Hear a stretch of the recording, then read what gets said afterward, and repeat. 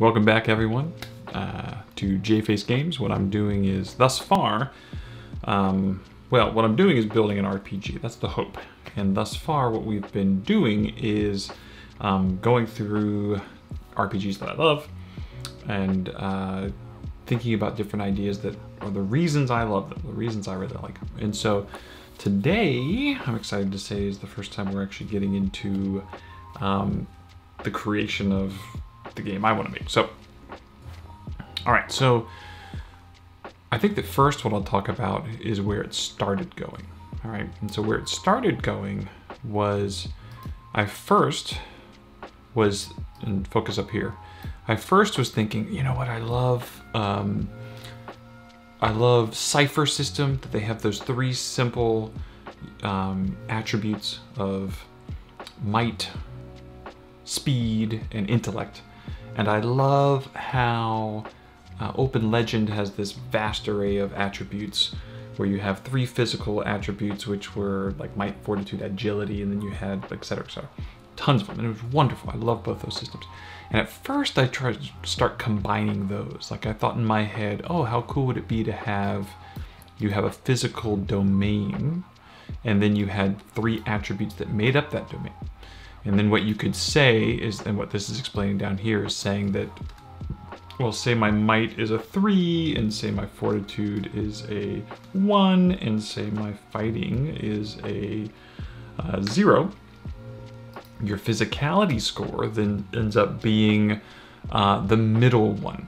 And this was something that, if you look at 13th age, I think it is, the way they determine like armor class bonus is you take Con, Wisdom, and Dex, and whichever one of those stats is the middle one, that's your bonus. And the same thing, you know, it's really cool, nice little simple thing.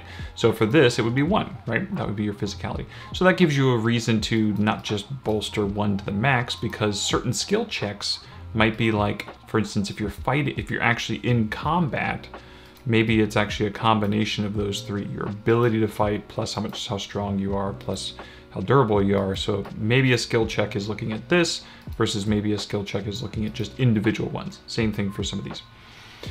And I thought that idea was cool. I really liked it, but I was getting complex because there were other things that I really like. There are other things I really liked as well in terms of simplicity of a game. Because when I started building out the mechanics for the game, I was thinking, here are the mechanics of the game. I was thinking, okay, you establish a DC, and then maybe you have the edge idea from Cipher where it's like the player, if they're good at something, they can lower that DC. And then you've got this player rolling a D20 plus a lot of different add up stuff, et cetera, et cetera. And it was just getting complex, that this is in essence the 7 sort of breakdowns of what a roll was going to be like. And I didn't like where it was going. It was getting too complex. So today, the reason I wanted to film this so quickly now, oh, look at this, Notion update. Let me close that out. Today, we have a different sort of concept. So let's make a roles and backgrounds. So this is where I'm landing. This is what I really like. Give me a random icon. Let's do rule. What I'm liking is that you have different roles, right? And these would be familiar to people that played 4th edition of Dungeons and Dragons. The different types of classes in that game fit into different roles, right? And so those roles were defender, leader, striker, controller, and support, right? And so in 4th edition D&D, if you were a fighter, they were a defender. If you were a warlord, it was a leader. A rogue was a striker. A wizard was a controller, and like a cleric was a support, right? Not in this game. In this game, these roles make up your character, right? So what you're going to be able to do is that you're going to have roles, and then, let me do it like this. Make it bigger. Roles. And then you're going to have backgrounds. Your background, this is pretty much a lift straight from 13th Age. You can choose whatever you want, right? So you're going to say that my background is, I was a sailor and I also was a blacksmith, right? So then everyone is going to get the background of adventurer, right? Because you're kind of starting out, and this is going to be the equivalent of your level, right? So at 1, your adventuring is 1. Now, what happens? Well, you're going to eventually put points into these. So maybe this is a 3, this is a 2, this is a 0, this is 0, this is a 1. That looks about right. That looks cool. And then maybe they put 2 into, maybe you have 3 points to start off with. So they chose 2 sailor and 1 blacksmith as opposed to 3 different things that were 1, etc. Now, when we get to checks of some sort, now we haven't built out the check system, what the exact dice system is, but we'll talk about some things in a second. But in essence, on my turn, maybe I'm getting a skill check of some sort, right? Maybe the DM's saying you have to climb this wall, right? Well, these aren't going to be relevant to that, but these will, right? So the player has to say, well, you know what? I was a sailor and I was always up in the rigging. I was always climbing up the mast. And so I think I'm pretty decent at climbing, right? But maybe the DM says, well, there's no ropes here. Maybe they say, yeah, there's a rope here, so go for it. Yeah, you get this 2, whatever that stands for in terms of the dice roll. You get this 2, you can go for it, right? Maybe they say, no, this is a rock wall. This is very different. So you can just use your adventure roll, which if you're 4th level, that's a 4. That's pretty good. So maybe this is going to always be sort of like, this should be your base. This should make it so that you're not dealing with the zeros, right? So, oh, you can't do that? Guess what? You're out of luck. So maybe this goes up slow. Maybe it's half your level, etc. Half your level rounded up or something like that. So that's kind of how skill checks are going to work. It's going to be very flavorful. It's going to fit into your backgrounds, but you have this base adventure always to work with. Now, how do rolls work? Well, this is, I kind of like.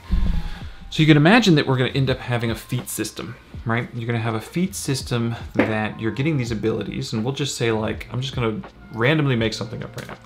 Maybe you get like a shield block, and maybe you get like a vicious strike. I don't know. Oh, spelled vicious wrong. There we go. Vicious strike.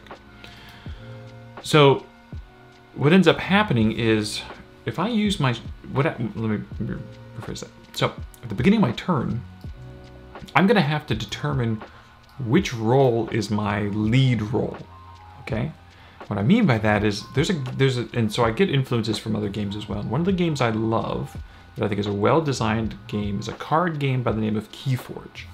It's by Richard Garfield, by Fantasy Flight, prints it out. And it's got a lot of amazing nuances. I mean, it's a pre-made deck that you're buying. It's randomly generated. There's all kinds of cool stuff with it. But one of the things I love about it is that card games, when you're one-on-one card games, there's a resource management aspect that is innate into those games, which usually makes the game, it's the core mechanism for like the tension in the game. It's this, I have to manage my resources in order to succeed. Well, what's really wonderful in Keyforge is that there's no resources you're managing. In essence, your deck is made of 3 different houses. Those houses are random.